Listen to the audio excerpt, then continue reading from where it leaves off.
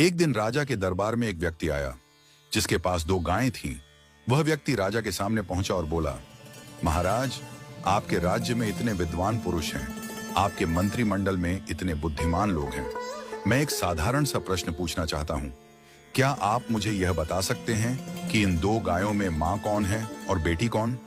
राजा ने दोनों गायों का ध्यानपूर्वक निरीक्षण किया। उसने देखा कि दोनों गायें बिल्कुल एक जैसी थीं। रंग, आकार और स्वभाव में कोई अंतर नहीं था। राजा की समझ में नहीं आया कि मां कौन है और बेटी कौन। उसने अपने मंत्रिमंडल को बुलाया और सबसे बुद्धिमान मंत्री से कहा, तुम देखो और बताओ कि मां कौन है और बेटी कौन।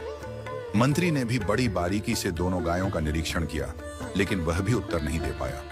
धीरे धीरे मंत्रिमंडल के सभी सदस्यों ने कोशिश की, लेकिन कोई भी इस साधारण प्रश्न का उत्तर नहीं दे पाया। राजा को बहुत अफसोस हुआ कि उसके मंत्रिमंडल में एक भी व्यक्ति इतना बुद्धिमान नहीं है जो यह बता सके कि मां कौन है और बेटी कौन।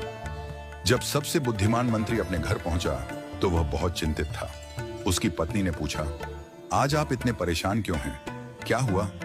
मंत्री ने कहा, आज राजसभा में एक व्यक्ति दो गायें लेकर आया था और पूछा कि इनमें मां कौन है और बेटी कौन। हम सबने देखा, लेकिन दोनों गायें एक जैसी दिखाई दी। कोई भी यह साधारण सा उत्तर नहीं दे पाया। मंत्री की पत्नी मुस्कुराई और बोली, कल मुझे भी राजसभा में ले चलिए, मैं इस प्रश्न का उत्तर देने की कोशिश करूंगी। अगले दिन जब राजसभा पुनः लगी, मंत्री ने राजा से अपनी पत्नी को सभा में लाने की अनुमति मांगी। राजा ने अनुमति दे दी। मंत्री की पत्नी को बुलाया गया और दोनों गायों को भी सभा में लाया गया। मंत्री की पत्नी ने कहा, महाराज, मुझे एक अवसर दें। उसने दोनों गायों के सामने घास के एक एक टोकरे रखवाए।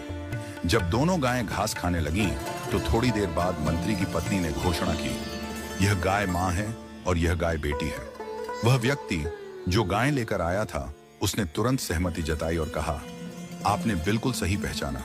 राजा ने आश्चर्य से पूछा, तुम्हें कैसे पता चला कि मां कौन है और बेटी कौन?